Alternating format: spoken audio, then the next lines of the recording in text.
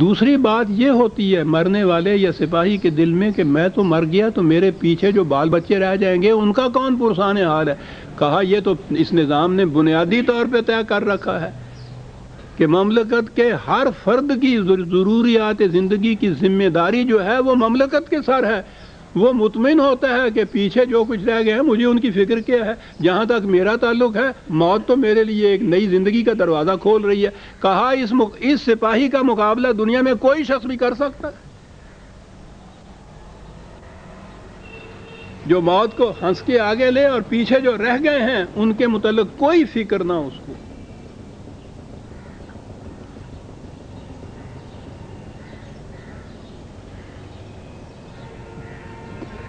انما الحیات الدنیا لعب ولا. کہا ان کے لیے تو زندگی یہی زندگی جو ہے طبعی زندگی فزیکل لائف حیوانی زندگی کھانے پینے کی یہی زندگی مقصود بالذات ہے. اور جب اس کا مقابلہ کیا جائے حیات جاویداں کے مقابلے میں تو یہ زندگی تو کھیل تماشے سے زیادہ کچھ حیثیت ہی کچھ نہیں رکھتی. چند منٹوں کے لیے ایک انٹرٹینمنٹ جسے آپ کہتے ہیں بس اتنا صحیح ہے اس سے زیادہ کوئی مقصد نہیں ہے. وَإِن تُؤْمِنُوا وَتَتَّقُوا يُؤْتِكُمْ أَجُورَكُمْ وَلَا يَسْأَلْكُمْ أَمْوَالَكُمْ. کہا کہ اگر تم پھر وہی ہے اگر تم ایمان لاؤ. یا ایھا الذین آمنوا سے بات شروع ہوئی ہے اور کہا چلا جا رہا ہے اگر تم ایمان لاؤ. اور پھر یہ ہوا کہ یہ ایک ہی دفعہ ایمان لانے کی بات نہیں ہے یہ تو قدم قدم کے اوپر یہ بات ہے. جب اس منزل کی طرف آپ قدم اٹھاتے ہیں تو ہر قدم پہ آپ کے ذہن میں ہوتا ہے کہ وہ ہے میری منزل جس کی طرف میں جا رہا ہوں.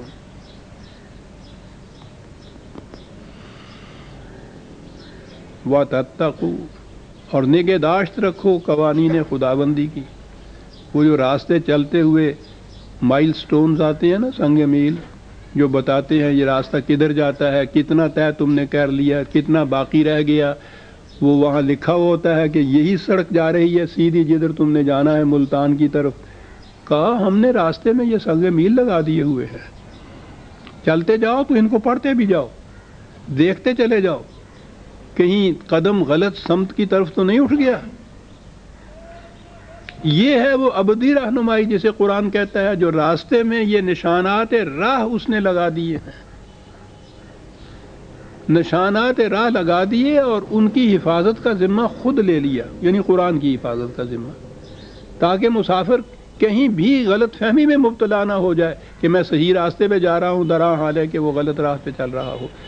غلط راہ پہ چلے گا 4 قدم چلے گا تو اس کو نشان راہ نظر آ جائے گا وہاں لکھا ہوا ہوگا کہ غلط راستے پہ تمہارا قدم اٹھ گیا ہے اسے کہتے ہیں توبہ. وہاں سے وہ کیا کرے گا واپس لوٹے گا. یہ واپس لوٹنا جو ہے یہ خود ایک عمل ہے اسے کہتے ہیں توبہ. یا اللہ میری توبہ یا اللہ میری توبہ نہیں وہاں سے واپس لوٹنا اس جگہ آنا جہاں سے قدم غلط سمت کی طرف اٹھ گیا تھا. توبہ ہوا یہ واپس وہاں آ جانا. تو وہاں آ کے کھڑا ہو گیا تو پھر چلا پہنچ جائے گا منزل پہ. نہیں یہاں کیا کرنا ہوگا یہاں سے پھر چلنا ہوگا نا. توبہ واصلح واپس لوٹا اس چوراہے پہ جہاں سے غلط قدم اٹھا تھا اور پھر وہ صحیح راستے کے اوپر قدم اٹھا کے چلا آگے. توبہ واصلح سارے قرآن میں یہ دونوں چیزیں. کیا بات ہے اس توبہ کی. اور اسی لیے کہا کہ جب ایسا وقت باقی نہ رہے جہاں تم پھر چل سکو صحیح راستے پہ تو توبہ کچھ معنی نہیں رکھتی. وہ تو صحیح سمت کی طرف جانے کے لیے واپس آنا تھا جناب. تتقوا یؤتکم اجورکم تمہاری محنتوں کا محصل ملتا جائے گا. صاحب بڑی چیز ہے محنت کا ضائع نہ ہونا. لیکن یہاں تو جو ملتا ہے محنت کا محصل ملتا ہے بیٹھے رہنے سے تو نہیں ملتا کچھ بھی. ولا یسألکم اموالکم اور یاد رکھو یہ جو نظام خداوندی قائم کیا جا رہا ہے نبی اکرم صلی اللہ علیہ وسلم ایک خدا کی حکومت قائم کر رہے ہیں. اس کے نظام کے مملکت کے ابتدائی دور میں ضرورت ہوگی اخراجات کی ابھی اس کی آمدنی تو اتنی آئی ہوگی نہیں، تو ان سے ہی لینا ہوگا۔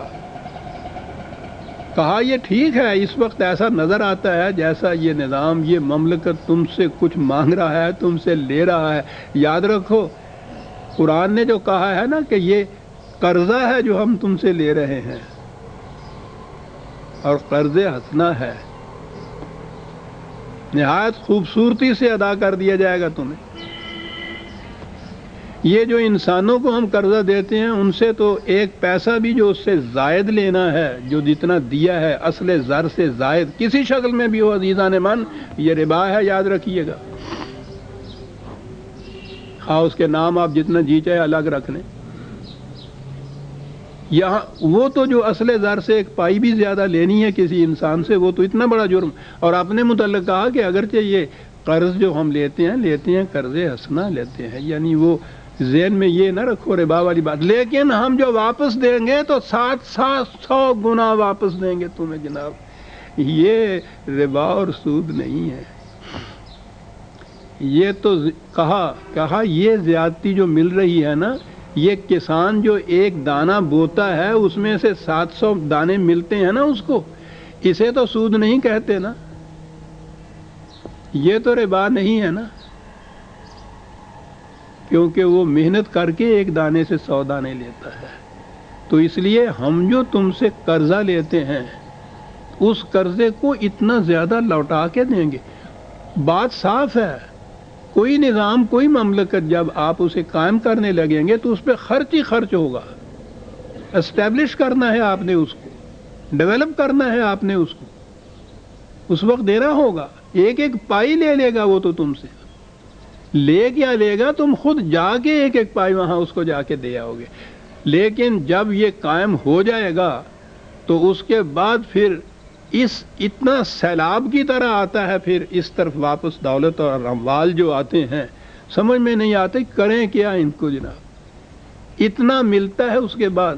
تو کہا یہ جو اس نظام کے ابتدائی ایام میں تم لوگوں سے کچھ مانگا جاتا ہے، لیا جاتا ہے، تم خود بھی آگے دیتے ہو، تو یاد رکھو یہ نہیں ہے کہ تمہیں واپس نہیں مل سکتا، اتنا واپس ملے گا تمہارے سمجھ میں ہی نہیں آئے گی بات۔ ابتدائی دور تو ایک طرف رہا حضرت عمر رضی اللہ تعالیٰ عنہ کے زمانے میں، جب 22 لاکھ مربع میل کے اوپر مملکت پھیل گئی تھی، تو ایک صوبے کا خراج یا آمدنی، انکم ادھر کی وہ لے کے آئے تھے، حضرت ابو ہریرہ رضی اللہ تعالیٰ عنہ تھے محصل، تو شام کے قریب آئے اور انہوں نے آ کے کہا کہ جی میں لے آیا ہوں، تو ان سے پوچھا کہ کتنا لے آئے ہو، تو انہوں نے یہ عربوں کے ہاں یہ گنتی جو ہے 1000 تک کی تو ہوتی ہے، وہ آگے 1000 کے آگے ان کے ہنزا ہی نہیں ہوتا،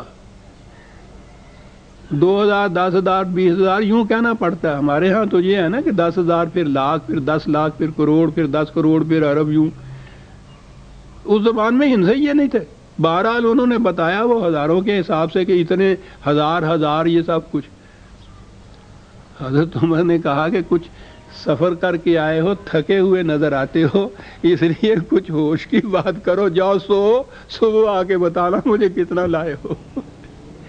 باور نہیں کیا جا رہا تھا کہ اتنا مل رہا ہے، اور اس میں ایک پائی بھی ناجائز نہیں تھی۔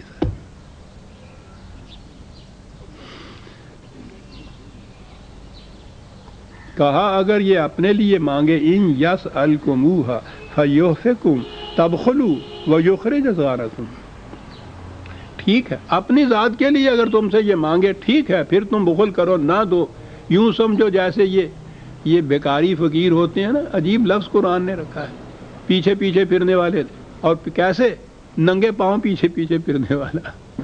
کہنے لگے یہ صورت نہیں ہے کہ یہ بیکاریوں کی تمہارے پیچھے پیچھے ننگے پاؤں پھرے گا اور اس طرح سے تم بخل کرو گے، دو گے نہیں، یہ مانگتا چلا جائے گا۔ وہ جو یہ کیکنوں کی لڑکیاں ہوتی ہیں، دے جا دادا کرتی ہیں، کہنے لگے یہ صورت نہیں ہے اس نظام کی، یہ سمجھ لو اپنے لیے کچھ نہیں مانگتا، ایک پائی نہیں مانگتا اپنے لیے، یہ تو ہے، یہ جو مانگ رہا ہے اس سے تو اتنی بڑی ریٹرن تمہیں ملے گی۔